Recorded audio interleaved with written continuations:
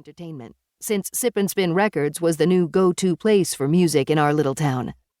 On top of that, we were only a few miles from Austin, the self-proclaimed live music capital of the world. Mayor Bob continued, clucking his tongue. It's a shame. I really expected better from our vendors. As usual, it was hard to tell if he was teasing or not. It was a strategy that worked well for him by ensuring absolute neutrality.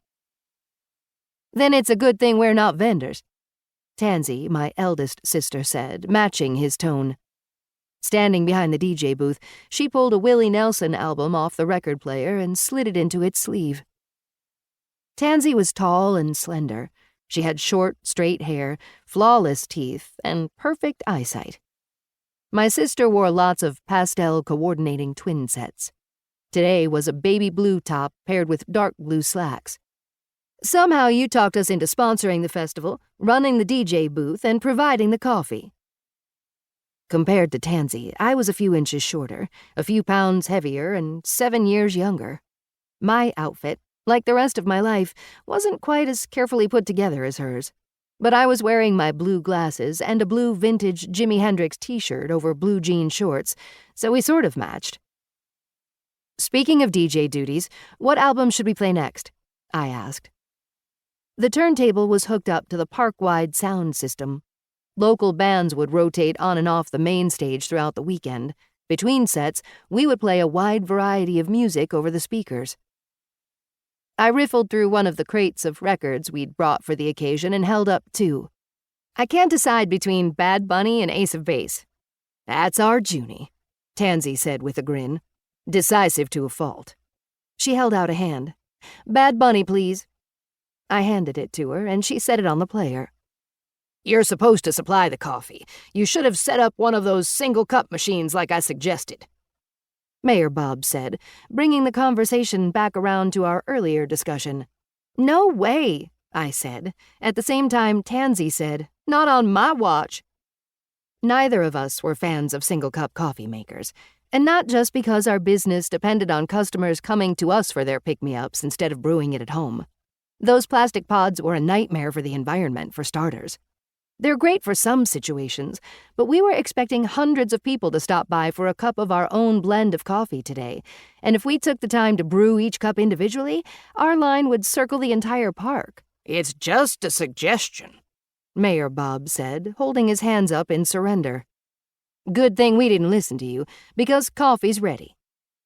Tansy gestured at the machine, which had stopped gurgling. The red light turned green, and we were officially open for business. Juni, what kind of coffee is this again? Today's special is Bluebonnet French Roast Forever, a dark, full-bodied bean blended with a blueberry coffee.